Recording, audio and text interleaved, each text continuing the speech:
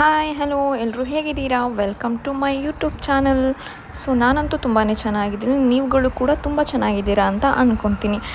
ನನ್ನ ಇವತ್ತಿನ ವ್ಲಾಗಲ್ಲಿ ಬಹು ಬೇಡಿಕೆ ಅಂತಲೇ ಹೇಳ್ಬೋದು. ಅಂದರೆ ಲಡ್ಡು ಜೊತೆ ಸ್ವಲ್ಪ ವೀಡಿಯೋಸ್ಗಳು ಮಾಡಿ ಅಂತ ನನಗೆ ಒಂದು 2-3 ಕಮೆಂಟ್ಸ್ಗಳು ಬಂದಿತ್ತು. ಸೊ ಹಾಗಾಗಿ ಲಡ್ಡುವಿನ ಜೊತೆ ನಾನು ಸ್ಯಾಟರ್ಡೇ ದಿನ ಹೇಗಿರ್ತೀನಿ ಅಂತ ಹೇಳಿಬಿಟ್ಟು ಈ ವಿಡಿಯೋನ ಮಾಡ್ತಾಯಿದ್ದೀನಿ.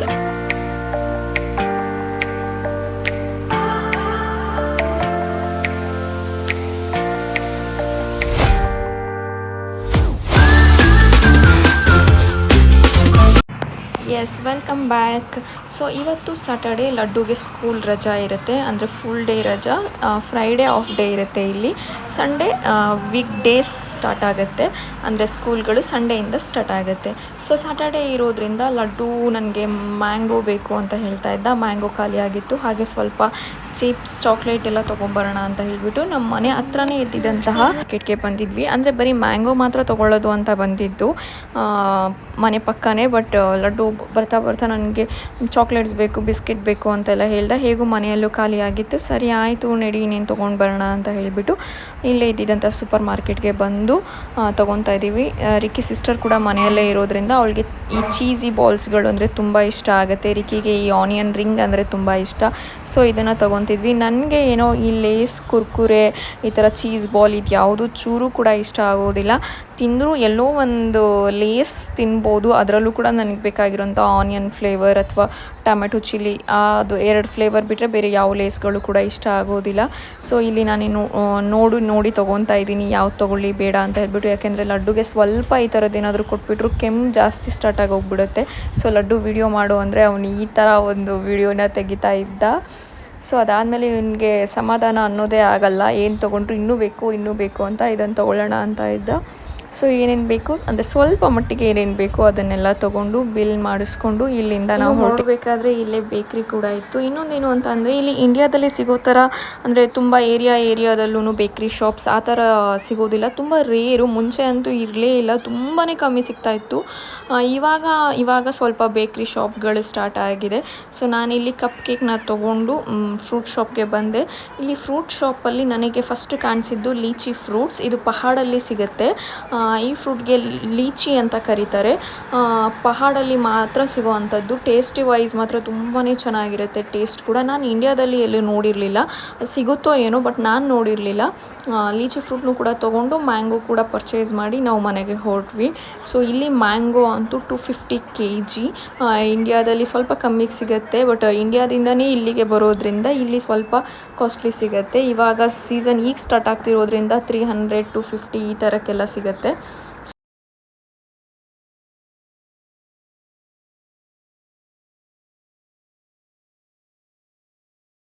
ಇನ್ನು ಲಡ್ಡುಗೆ ಮ್ಯಾಂಗೋನ ಯಾವ ಥರ ಕಟ್ ಮಾಡಿ ಕೊಡಬೇಕು ಅಂದರೆ ಸ್ವಲ್ಪ ಡಿಫ್ರೆಂಟ್ ಸ್ಟೈಲಲ್ಲಿ ಕಟ್ ಮಾಡಿ ಕೊಡಬೇಕು. ಹಾಗೆ 3-4 ಪೀಸ್ ಮಾಡಿ ಕೊಟ್ಟರೆ ಅವನಿಗೆ ಇಷ್ಟ ಆಗೋದಿಲ್ಲ.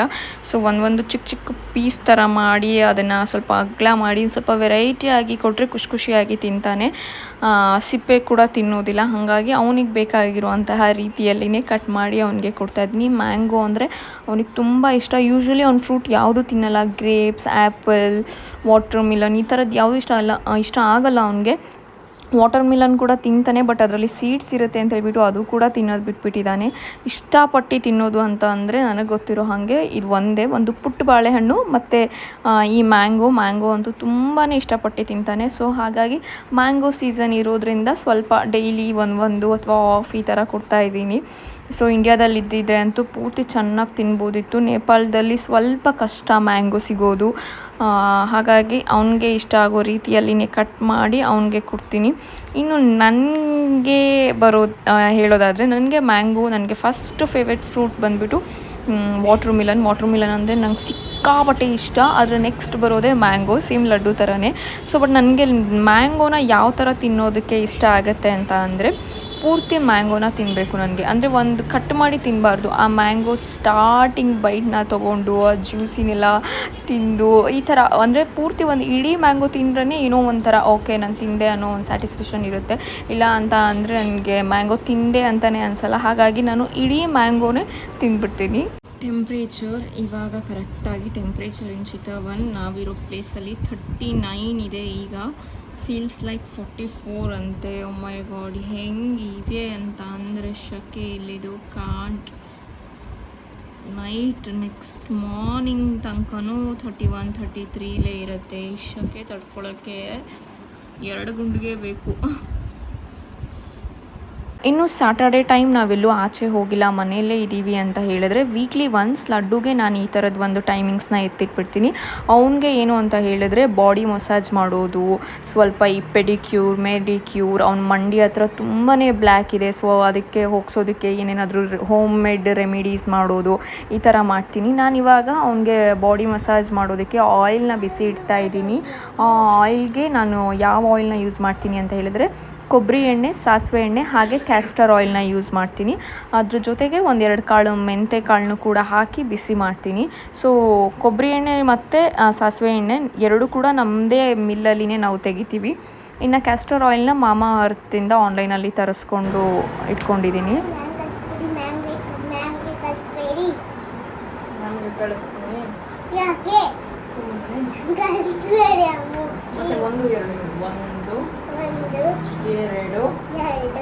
ಎರಡು 6 7 8 9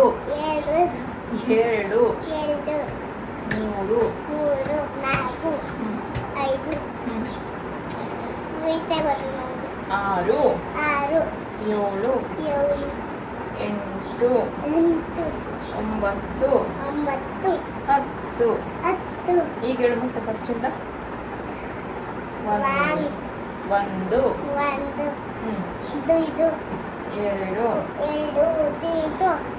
2 ಅಲ್ವೋ 2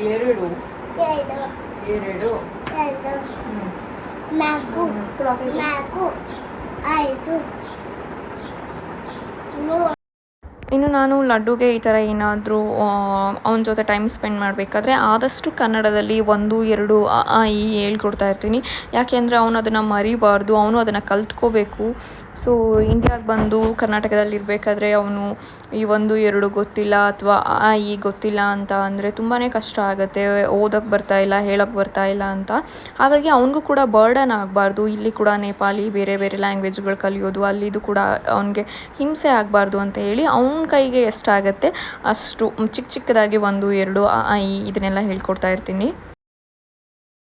ಸೊ ಆಯಿಲೆಲ್ಲ ಹಾಕಿ ಮಸಾಜ್ ಎಲ್ಲ ಮಾಡಿ 1-2 hours ಹಾಗೆ ಬಿಟ್ಬಿಡ್ತೀನಿ. ಅವನ ಆ ಟೈಮಲ್ಲಿ ಸ್ವಲ್ಪ ಆಟ ಗೀಟ ಎಲ್ಲ ಆಡ್ಕೊತಾ ಇರ್ತಾನೆ.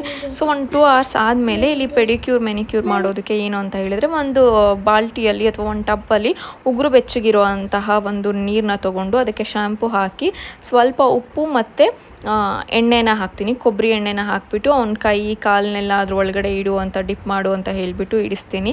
ಸೊ ಅದಾದಮೇಲೆ ಅವನು ಒಂದು 5 month ಇರಬೇಕಾದ್ರೇ ಈ ಅಂಬೆಗಾಲಿಡೋದಕ್ಕೆ ಸ್ಟಾರ್ಟ್ ಮಾಡಿದ್ದ. 5.5 month ಅಷ್ಟರಲ್ಲೆಲ್ಲ ಅವ್ನು ಅಂಬೆಗಾಲಿಟ್ಕೊಂಡು ಓಡಾಡ್ತಾ ಇದ್ದ. ಸೊ ಆವಾಗ ಮಂಡಿ ತುಂಬಾ ಬ್ಲ್ಯಾಕ್ ಬಂದುಬಿಟ್ಟಿದೆ, ಅದರಿಂದ ಅನಿಸುತ್ತೆ.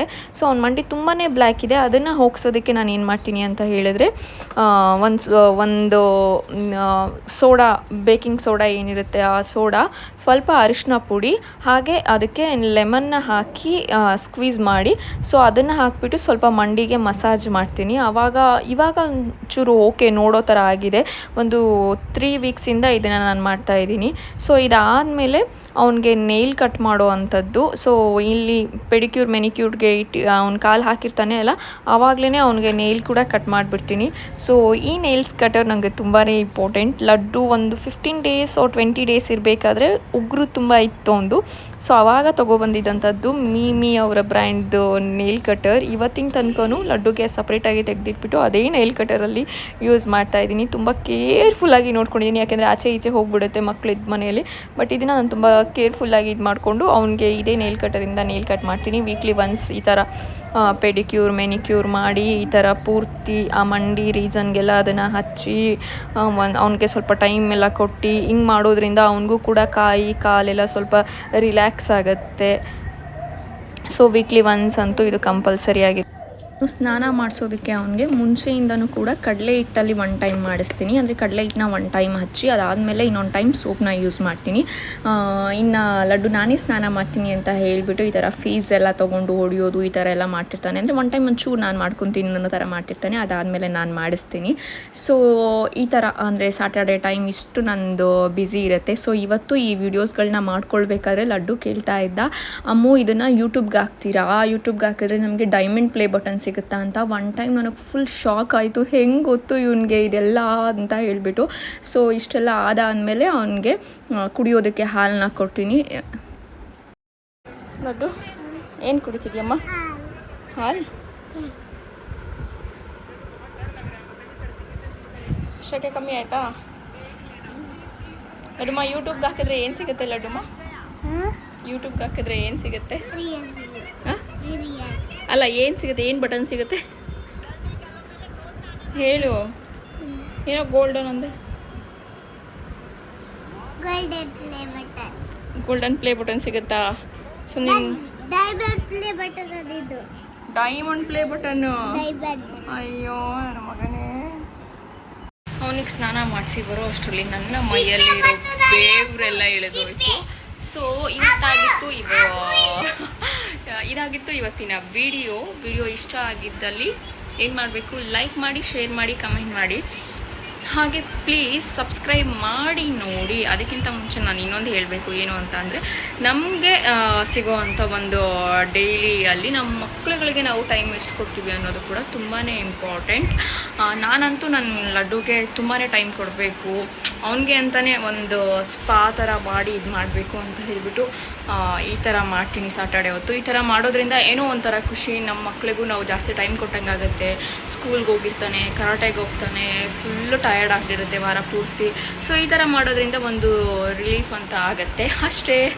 ವಿಡಿಯೋ ಇಷ್ಟ ಆಗಿದೆ ಅಂದ್ಕೊತೀನಿ. ಇಷ್ಟ ಆಗಿದ್ದಲ್ಲಿ ಸಬ್ಸ್ಕ್ರೈಬ್ ಮಾತ್ರ ಮಾಡಿ ನೋಡಿ, ಆಯಿತಾ? Thank you.